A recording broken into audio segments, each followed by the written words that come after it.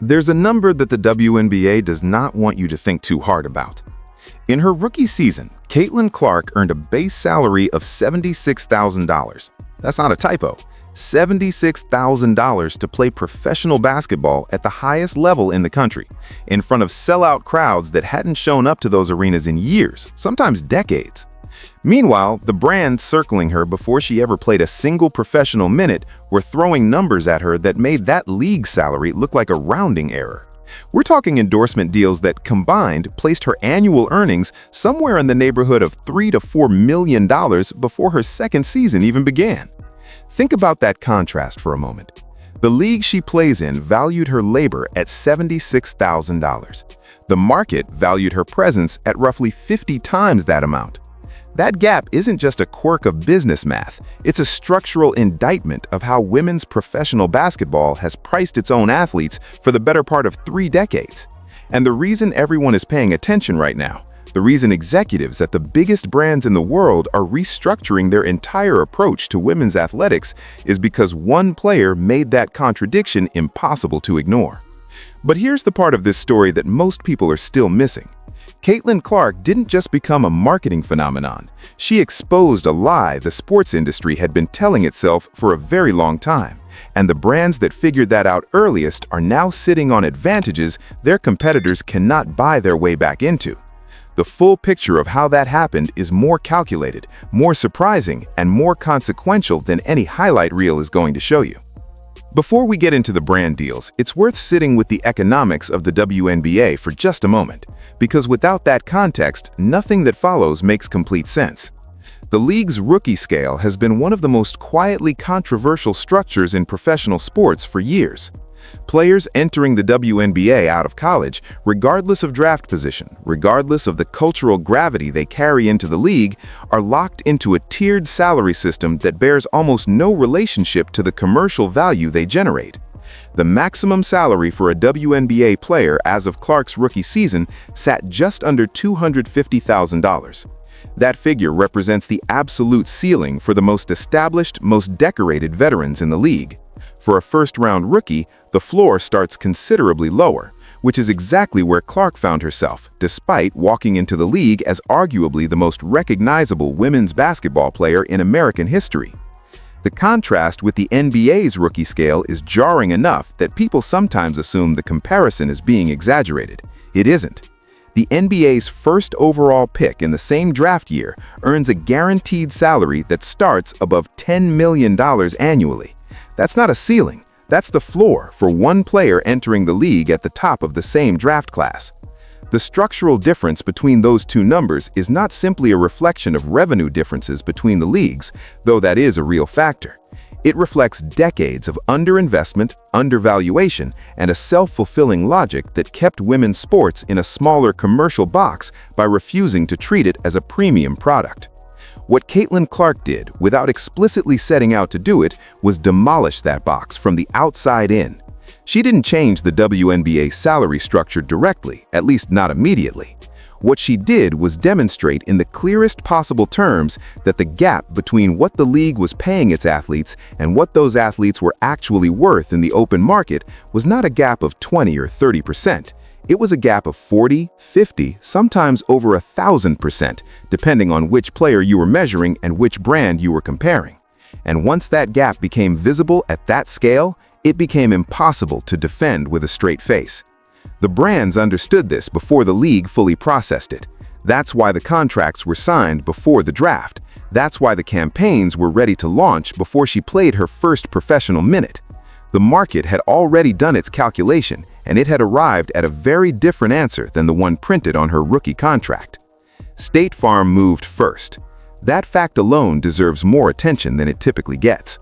When State Farm signed Caitlin Clark to a national endorsement deal, she was still technically a college student. She hadn't been drafted, she hadn't signed a professional contract, she had not yet played a single minute of professional basketball at any level.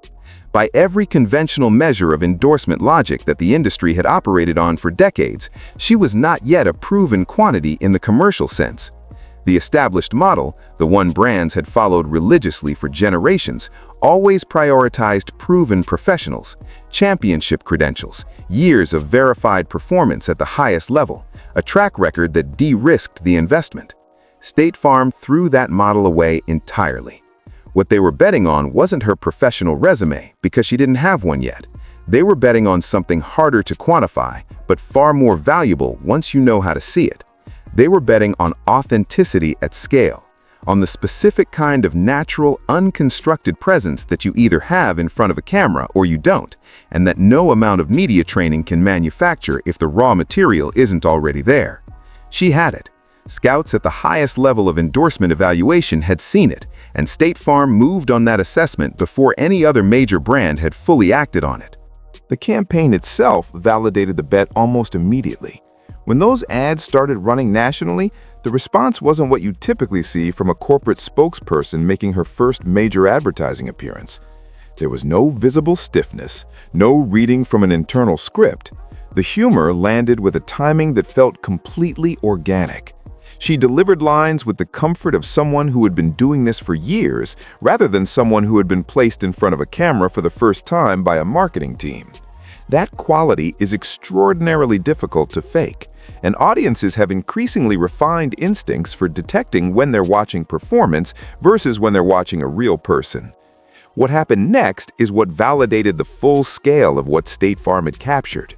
Fan-made edits of her specific lines started circulating online without any paid amplification behind them. Kids were repeating her phrasing. The content was spreading through genuine organic engagement, not because a distribution team had engineered a viral campaign, but because something in the way she showed up in those ads connected with people in a way they wanted to share.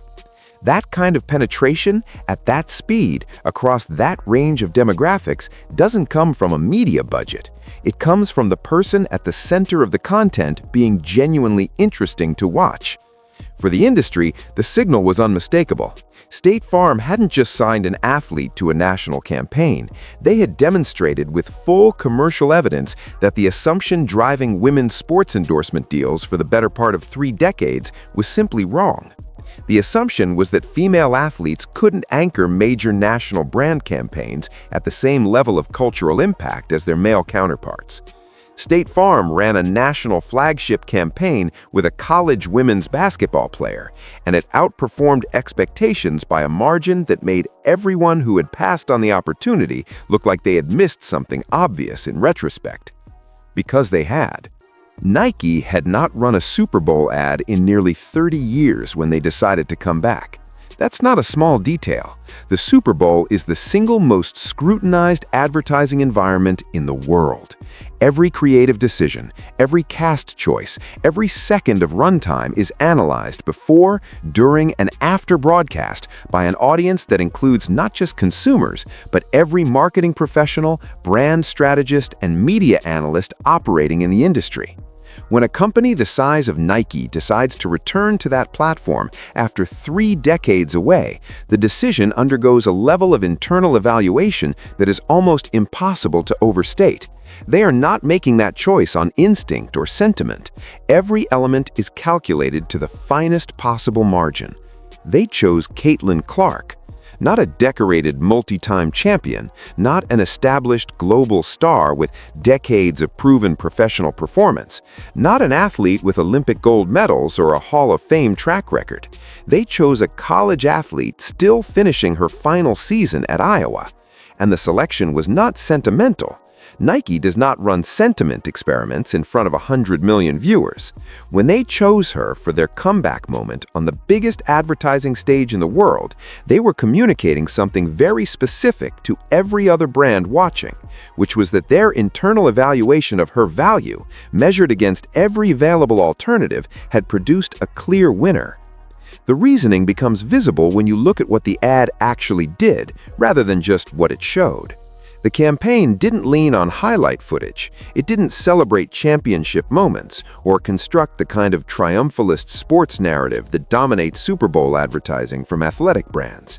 Instead, it built its emotional architecture around sacrifice and truth, the unglamorous hours before the dream becomes visible, missing school events to be in the gym when everyone else was somewhere else, the long stretches of solo work in empty buildings, building something that most people around you can't see yet, the distance between having a vision for yourself and developing the discipline to close that gap one day at a time.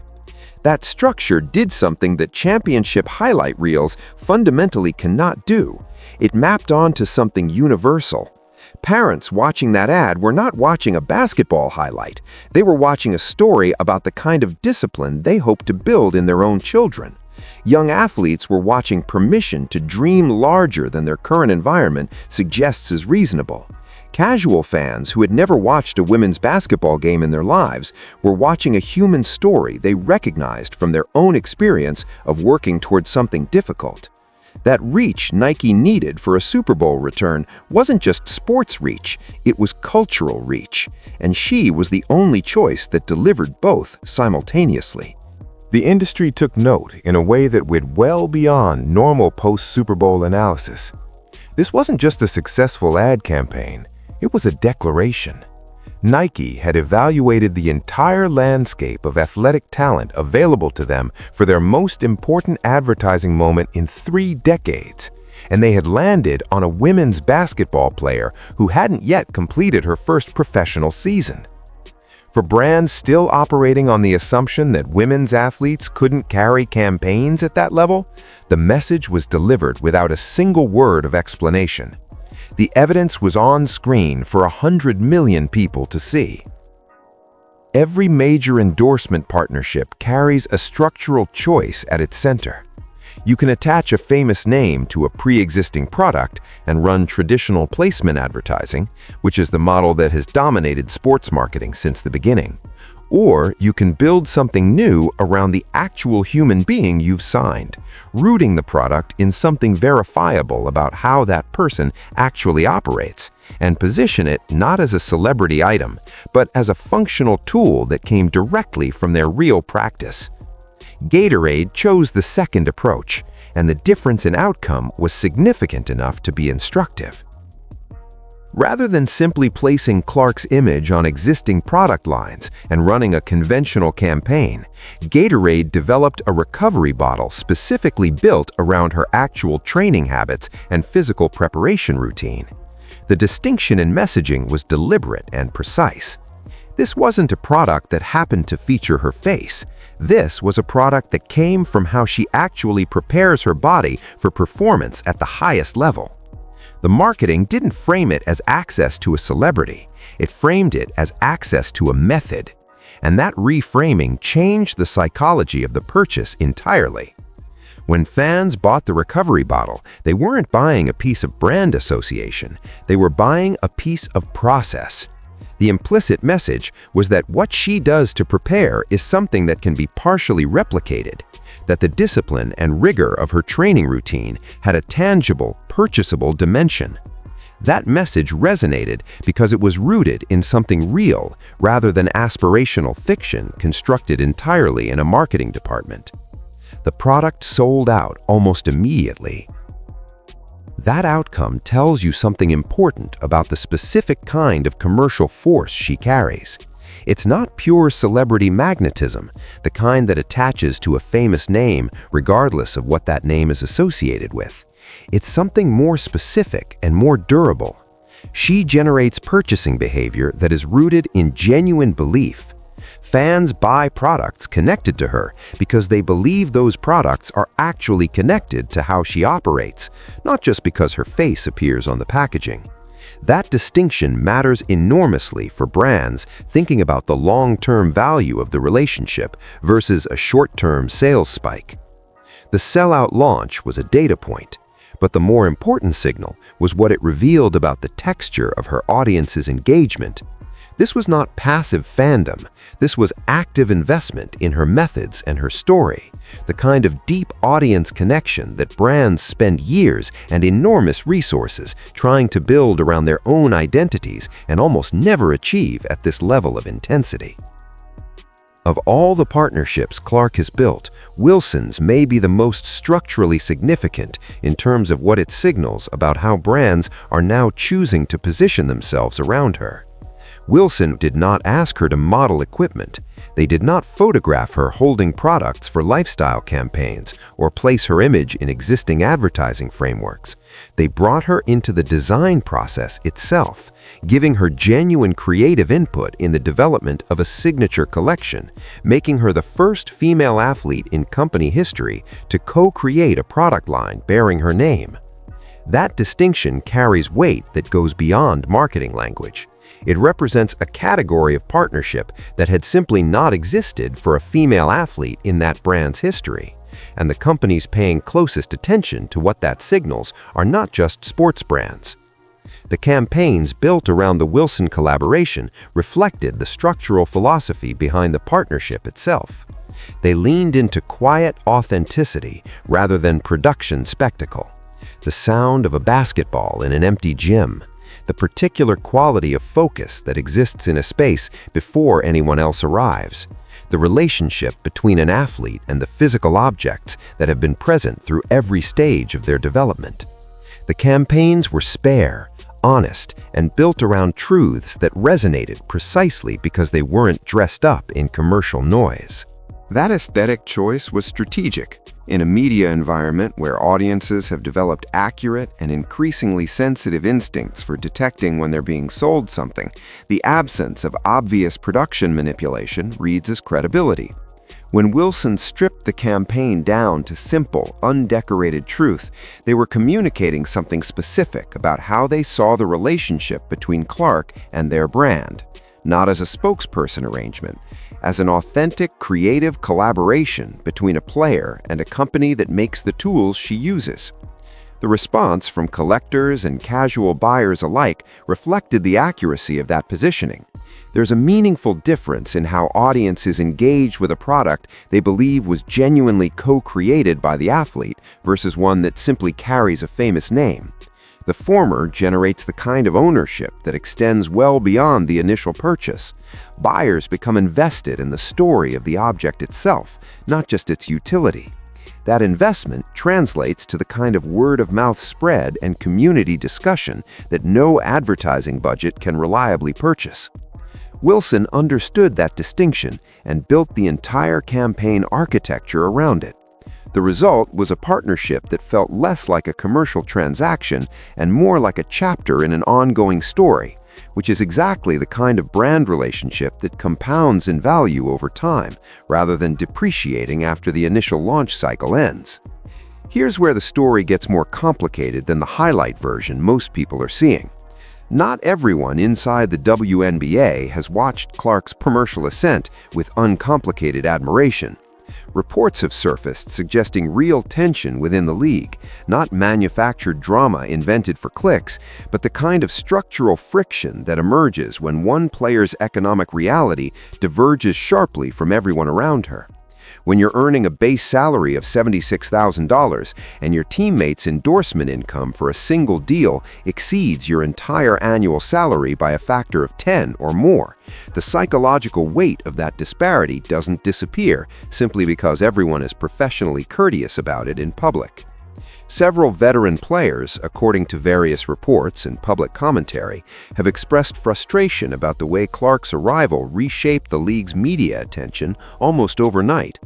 Players who had been building careers for years in relative obscurity, competing at an elite level with minimal commercial recognition, watched a single draft class entry generate more national coverage in one season than many of them had accumulated across their entire professional careers.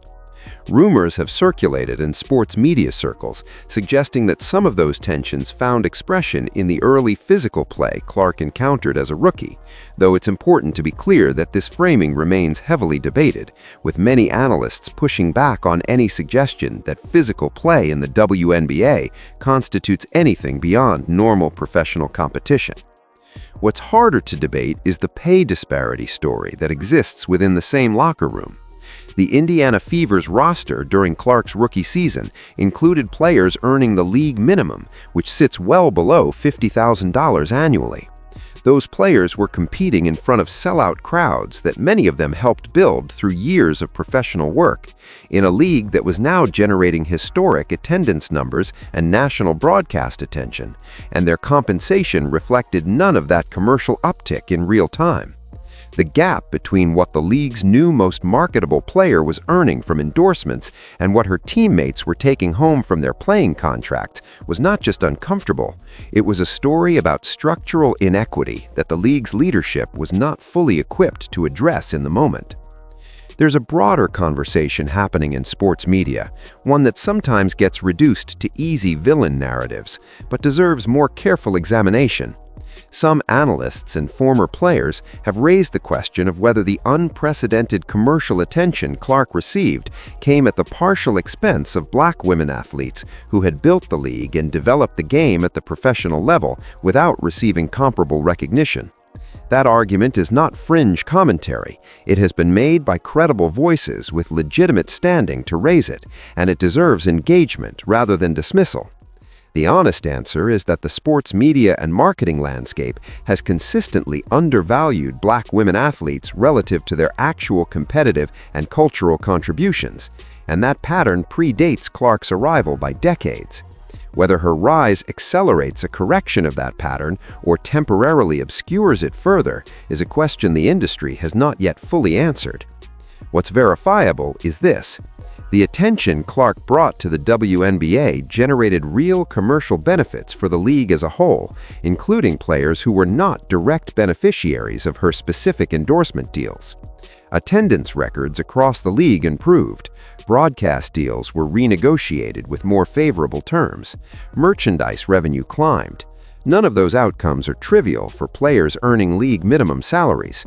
But whether the distribution of those benefits has been equitable, whether the athletes most responsible for building the league's foundation over the years received a proportionate share of the rising tide, is a conversation that is still actively unfolding and that the league's current structure is not fully designed to resolve cleanly. The numbers, when you look at them clearly, are difficult to sit with comfortably. During Clark's rookie season, players on the Indiana Fever's roster were earning annual playing salaries that ranged from the league minimum up to the maximum for veterans, with the spread between those two endpoints representing a relatively modest range by the standards of professional sports. The league's pay structure compresses salaries in ways that have been criticized by players and advocates for years. The gap between the highest and lowest paid players on the same roster is not the kind of dramatic spread you see in the NBA or NFL. In some ways, that compression has been described as a form of equity. In practice, it means that even top-tier players are capped well below their actual market value. Now add Clark's endorsement income to that picture. Conservative industry estimates placed her total endorsement earnings in the range of $3 to $4 million annually by the end of her rookie season, with some projections suggesting that figure would climb significantly as existing deals expanded and new partnerships were added. Against a WNBA rookie salary of $76,000, her playing contract represented somewhere between 2 and 3% of her total annual compensation from the sport. The contracts that governed what the league paid her were, in practical terms, almost irrelevant to her financial life. She was playing professional basketball essentially for the credential and the platform, while the actual economic value she generated flowed almost entirely through commercial partnerships operating outside the league's compensation structure. Her teammates did not have that alternative income stream at anything close to comparable scale. Some had endorsement deals of their own, particularly veterans with established profiles, but the magnitude of those arrangements bore no resemblance to what Clark was accumulating. A player earning the league maximum salary of approximately $240,000 annually and managing modest endorsement income on the side was still operating in an entirely different financial universe from a teammate whose commercial partnerships alone were generating 10 to 15 times that combined figure. This is not a criticism of Clark specifically. She negotiated the deals available to her, built the commercial relationships she earned through years of work, and created the platform that made those partnerships possible. The structural problem is not her individual success. The structural problem is a league that has not yet built a compensation framework capable of capturing even a fraction of the commercial value being generated by its most marketable players and redistributing it in ways that better reflect the contributions of the full roster. The NBA addressed versions of this problem through collective bargaining agreements that tied player salaries to league revenue in ways that allowed the compensation structure to scale with the commercial growth of the league. The WNBA's equivalent structures have historically operated on fundamentally different terms, in part because the league's revenue base has been smaller, and in part because the negotiating leverage available to players has been constrained by the absence of a viable competitive league alternative. Clark's presence in the league has begun to shift some of those underlying conditions, but the pace of that structural transformation she's helped trigger has not kept up with the speed of the commercial transformation she's helped trigger. The players most affected by that gap are the ones who aren't headlining Super Bowl campaigns. They're the veterans who carried the league through years of smaller crowds and limited national attention. They're the role players who fill out rosters and make the game competitive at the level that attracts the audiences now paying premium prices for tickets. And right now, the compensation structure they're operating within reflects almost none of the commercial uplift that has come from the increased attention Clark brought to the league. That is the uncomfortable number that sits at the center of this story, and it's the one that gets the least discussion relative to its importance. Here's where the story moves from analysis of the past to the mechanics of what's coming next, and the implications are larger than most of the mainstream coverage is currently tracking. Every deal Clark signs recalibrates what female athletes can demand from brands going forward.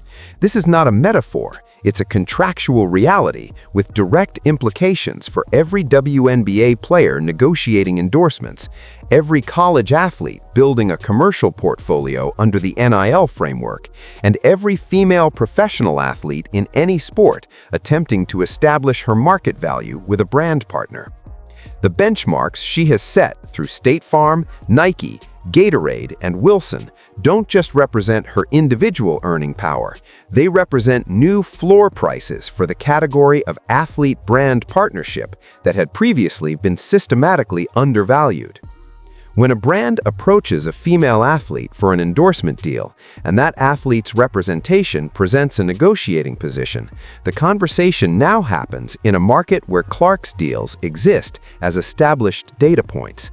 Agents and attorneys don't need to argue theoretically for why a female athlete should command serious commercial compensation. They can point to specific, publicly known partnerships that demonstrate what the market has actually paid for that kind of value. That is a different negotiating environment than existed 3 years ago, and the difference is not marginal, it's categorical. The evidence is already visible in how the league's broadcast landscape has shifted. WNBA games that were previously difficult to find on major networks are now scheduled in prime-time slots. Broadcast rights negotiations have produced deals that represent meaningful improvements over previous arrangements. Merchandise revenue has climbed to levels the league had not previously achieved. These are not coincidental outcomes.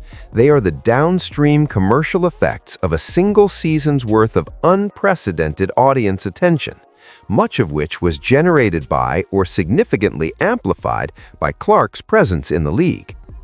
The question brands are now sitting with isn't whether to invest in women's sports. That argument is settled. The investment is happening, it's accelerating, and the window for establishing early positioning in the category is closing faster than most organizations had anticipated. The question is whether they moved at the right time to secure the relationships and the positioning that will matter as the category continues to grow. Decision-makers who passed on early opportunities to partner with Clark, or who declined to invest in women's sports infrastructure before this moment, are now watching a market develop beyond the boundaries of what their original models projected. Getting back to the front of that line is not simply a matter of allocating more budget. The relationships and the cultural credibility that come from early investment cannot be purchased retrospectively at any price. There is also a legal and collective bargaining dimension to this shift that has received relatively limited coverage, but carries significant long-term implications. The current WNBA collective bargaining agreement will eventually come up for renegotiation, and when it does, the commercial data generated by the Clark era will be central to the players' negotiating position. Attendance records, broadcast ratings, merchandise revenue, league-wide endorsement growth, all of it becomes evidence in the argument for a compensation structure that better reflects the market value players are demonstrably capable of generating. The leverage that argument carries in the next round of collective bargaining is meaningfully greater than it was before Clark's rookie season, and the Players Association knows it. What that ultimately means for the league's salary structure, for the gap between playing contracts and market value that currently defines the WNBA's economic reality, is not yet fully determined. But the direction of the shift is visible, and the force driving it is not going to slow down. Every sellout arena, every record-breaking broadcast number, every sold-out product launch adds another data point to an argument that is becoming harder to counter with each passing month. The final piece of this picture is the one that gets closest to the actual significance of what's been built over the past 2 years, and it's the one that most coverage either misses entirely or touches on too briefly to capture its real weight. Caitlin Clark is not simply a successful athlete who secured impressive commercial partnerships. She is a structural event in the history of women's professional sports. The distinction matters because structural events have consequences that outlast the individual at their center and reshape the landscape for everyone who comes after. Every precedent she sets through her endorsement negotiations raises the floor for the female athletes negotiating behind her. Every sellout launch and organic viral moment adds to a cumulative commercial record that brands must now account for when they're making investment decisions about women's sports. Every broadcast record and attendance milestone becomes an argument point in collective bargaining conversations that will determine how future generations of WNBA players are compensated for their labor. The individual success story and the structural shift are not separate things. They're the same thing viewed at different scales. The brands that understood this earliest are already sitting on advantages that cannot be replicated through budget alone. State Farm's early entry into the Clark partnership didn't just give them a successful campaign, it gave them a relationship with a cultural figure at a moment when that figure's trajectory was still being established. The credibility that comes from being present at the beginning of something real is qualitatively different from the credibility that comes from arriving after the significance is already obvious to everyone. Nike understood that distinction when they chose her for a Super Bowl return. Gatorade understood it when they built a product around her training habits rather than simply affixing her name to an existing line. Wilson understood it when they offered creative partnership rather than a traditional spokesperson arrangement. The companies that passed, the ones whose internal models projected that women's sports wouldn't generate returns at the level these partnerships ultimately produced, are not simply sitting out one successful endorsement cycle. They are watching a market develop that they helped keep artificially small through decades of underinvestment, and they are now facing the much harder task of establishing credibility and positioning in a category that has moved well past the stage where early entry is possible. That is the actual business story running underneath all the highlights and the headlines. It's a story about who understood the value first, who had the analytical framework to recognize what was being built before the evidence was obvious, and who is now positioned to benefit from that early understanding as the category continues its growth trajectory. The next major partnership Clark announces will not just be a business transaction for the parties involved, it will be another benchmark, another data point in a cumulative argument that is progressively rewriting the financial logic of how sports marketing investment gets allocated.